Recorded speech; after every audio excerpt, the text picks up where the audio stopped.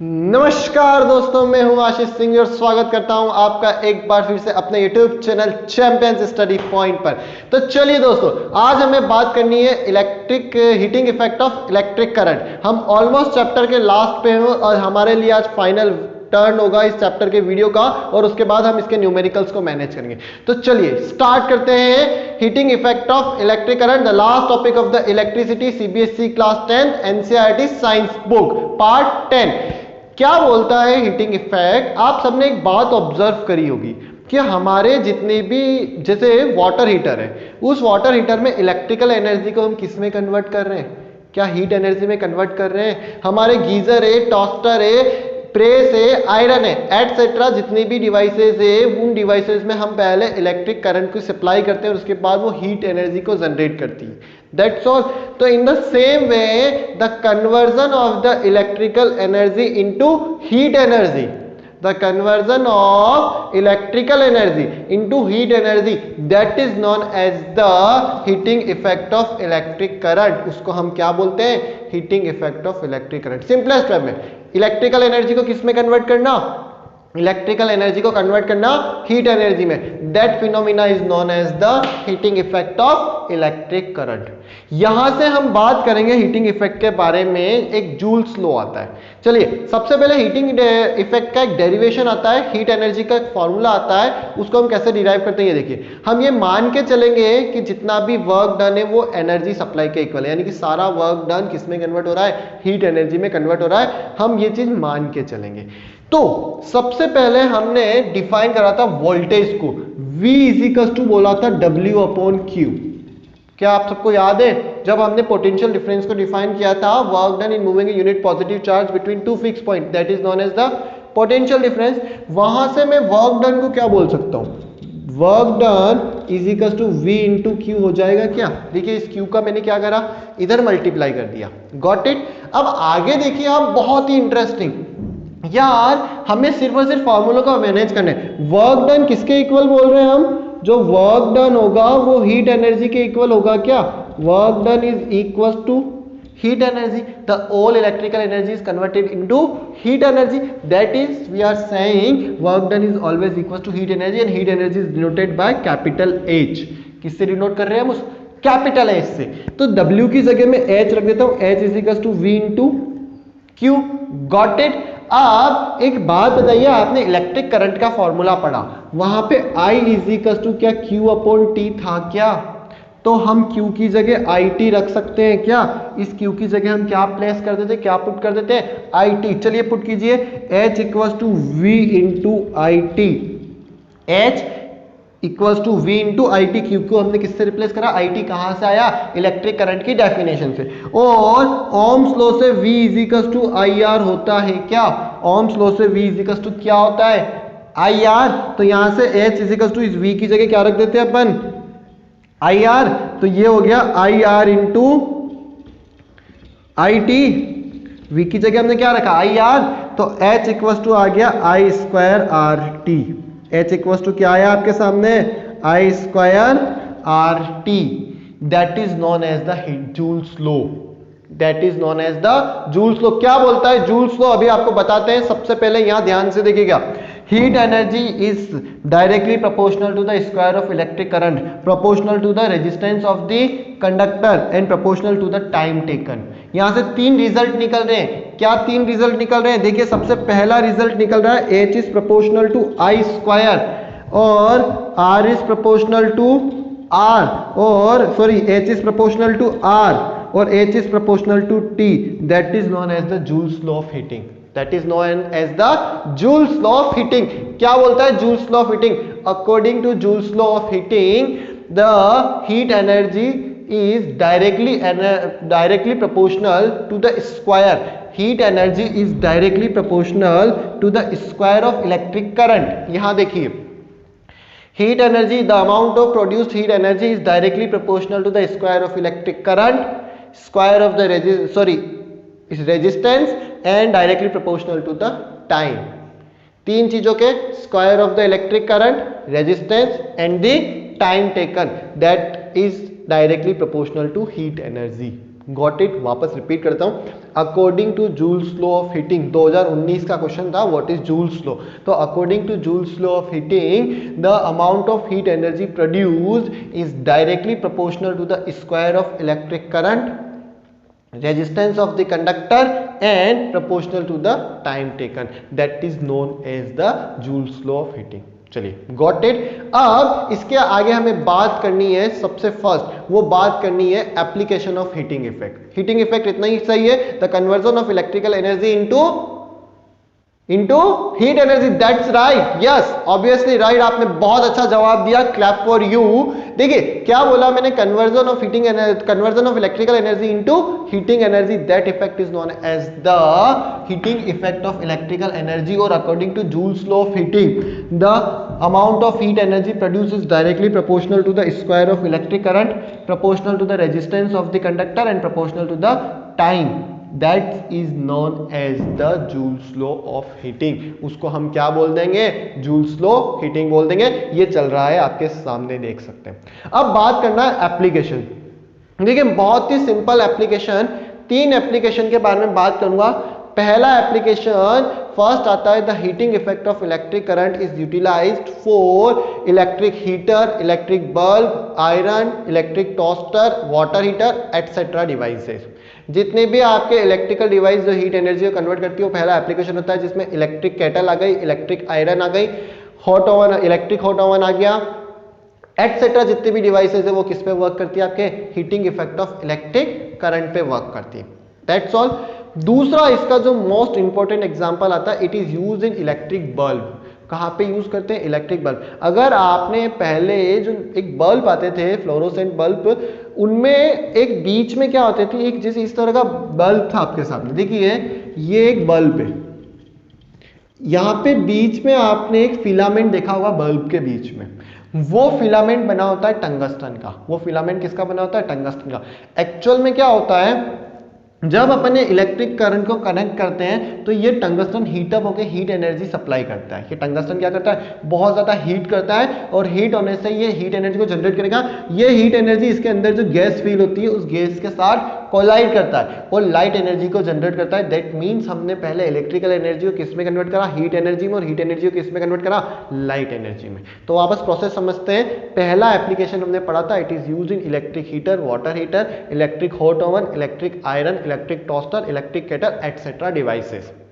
Second, it is used in electric bulb. The filament of electric bulb are made with tungsten. किसकी बनाते हैं? Tungsten की बनाते हैं। अब ऐसा क्यों होता है? टंगस्टन की क्यों बनाते हैं, इसका रीजन बाद में देखेंगे, पहले हीटिंग इफेक्ट होता क्या ये देखते हैं। इसमें हमने जैसे ये सर्किट को कनेक्ट करा, ये बहुत ज्यादा टंगस्टन हीट करता है। ये हीट एनर्जी यहाँ जो आपकी गैस फील होती है, मोस्टली आर्गन होती है, उस गैस से टकराता है, और लाइट टकराने के बाद कोलोजन के बाद किसको जनरेट करता है? Light energy. तो इसका सेकंड आपके पास जो एप्लीकेशन आता है, it is used in electric bulb.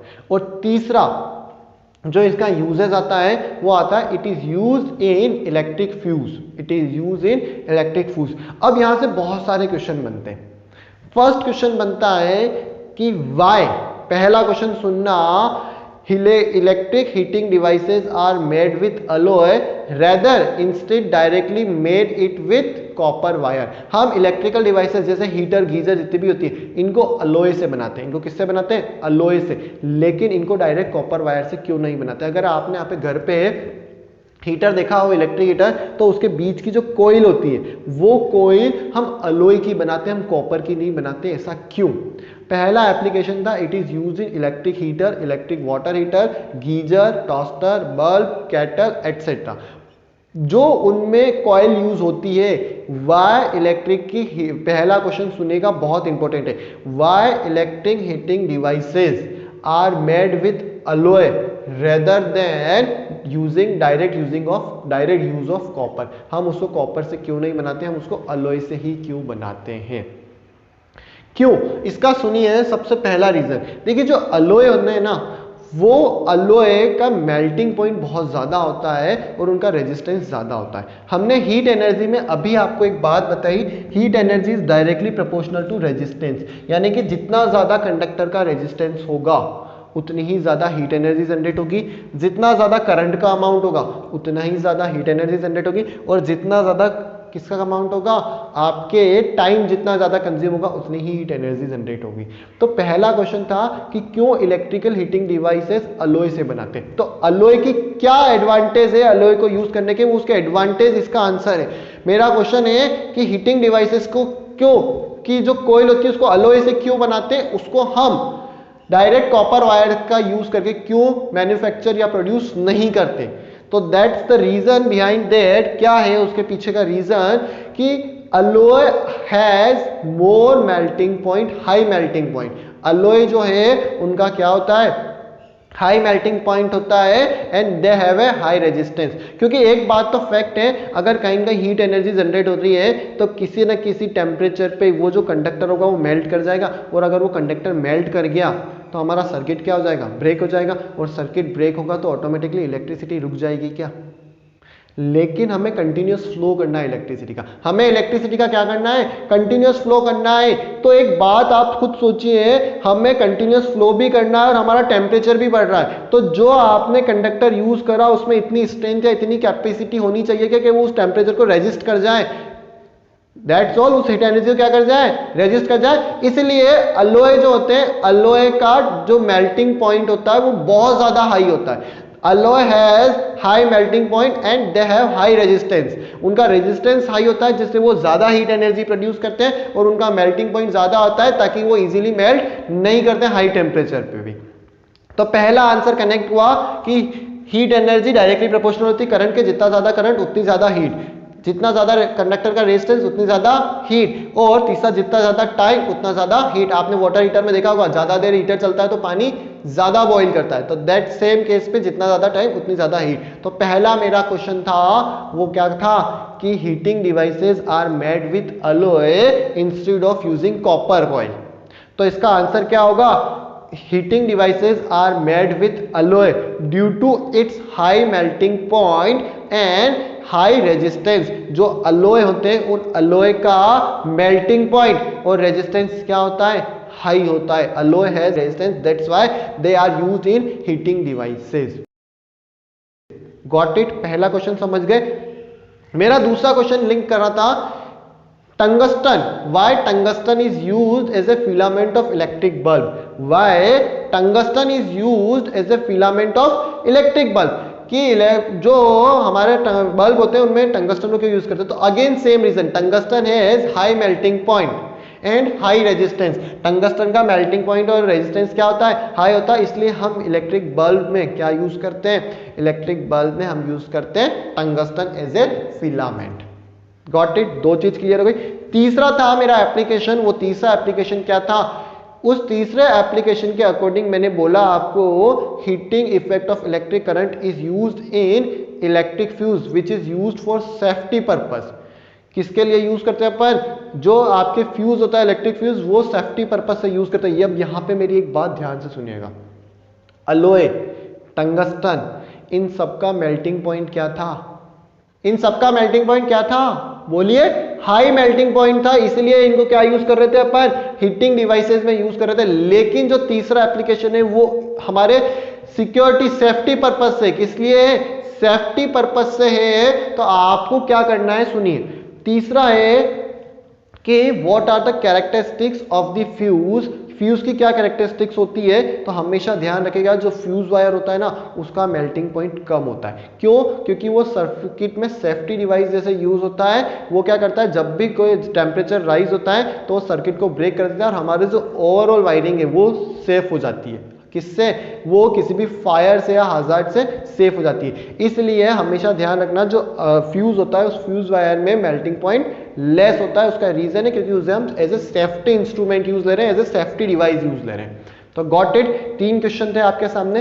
पहला क्वेश्चन था, पहला एप्लीकेशन कि heating effect of electric current is use in electric toaster, electric kettle, electric heater, water heater, electric hot oven, electric iron etcetera devices. इससे question connect हुआ था, why heating devices are made with alloy directly using of copper wire instead of directly using of copper wire. तो इसका सीधा सा answer है, it heating devices are made with alloy because alloy has high melting point and high resistance. दूसरा आपके fluorescent bulb, the filament of the bulb is made with tungsten due to its high melting point and its high resistance. और तीसरा था electric fuse में हम इसका use करते हैं और इलेक्ट्रिक फ्यूज का मेल्टिंग पॉइंट क्या होता है, लेस. यहाँ पे एक्सेप्शन है, उसका रीजन क्योंकि इसको हम सेफ्टी डिवाइस यूज लेते हैं. इसको हम किस में यूज लेते हैं, सेफ्टी डिवाइस के पर्पज से यूज लेते हैं, क्योंकि अगर इसका मेल्टिंग पॉइंट हाई कर दिया तो हमारा सर्किट पहले ब्रेक हो जाएगा और फ्यूज एज इट इज रह जाएगा. तो हमें सर्किट को सेव करना है, सर्किट को सिक्योर करना है, इसलिए फ्यूज वायर का मेल्टिंग पॉइंट क्या होता है, लेस होता है. फ्यूज वायर के बारे में पूरी डिटेल में बात करेंगे अपन, magnetic effect of electric current, जो हमारा फिजिक्स का नेक्स्ट चैप्टर है उसमें बात करेंगे. तो चलिए ये चैप्टर हमारे पूरा कंप्लीट हो चुका है. अब आपका आगे का क्या काम है, आपका आगे का क्या रोल है, ये मैं आपको मेंशन कर देता हूं. आपको एक बार पूरा चैप्टर रिकॉल करना है. मेरे सामने एक तो हीटिंग डिवाइसेस के न्यूमेरिकल बच रहे हैं, दूसरा मेरे सामने रेजिस्टिविटी के न्यूमेरिकल बच रहे हैं, जो मैं अपकमिंग लेक्चर में, अपकमिंग वीडियोस में मैनेज करूंगा. उसके बाद एनसीईआरटी के न्यूमेरिकल्स जो बहुत हार्ड है वो बच रहे हैं, वो हम मैनेज करेंगे. लेकिन इसके लिए आपको पहले पूरा चैप्टर प्रिपेयर करना पड़ेगा, तब हम एनसीईआरटी के न्यूमेरिकल्स को मैनेज कर पाएंगे. चलिए इसके बाद का टारगेट हम बहुत जल्दी लेके आने वाले हैं आप लोगों के लिए, क्वेश्चंस. क्योंकि साइंस में क्या होता है, जब तक क्वेश्चंस क्लियर नहीं होते तब तक हम आंसर नहीं दे पाते. तो मैं आपके लिए बहुत जल्दी, पूरी टीम सीएसपी आपके लिए लेके आएगी एक इंपॉर्टेंट क्वेश्चन का वीडियो, जिसमें सिर्फ और सिर्फ हम इलेक्ट्रिसिटी के क्वेश्चंस को डिस्कस करेंगे. 3 या 4 वीडियोस ऐसे हम बनाएंगे. तो चलिए आज के लेक्चर को, आज के वीडियो को हम यही बोलते हैं. आपसे अलविदा कहने का टाइम आ गया. इच्छा तो नहीं होती आप सबको अलविदा बोलने की, लेकिन फिर भी एक बार हमें समय के कारण आपको अलविदा बोलना पड़ेगा. चलिए एंजॉय कीजिएगा, रीड कीजिएगा, अपने एफर्ट को बढ़ाइएगा. आपसे फिर मिलना होगा. जय हिंद, जय भारत.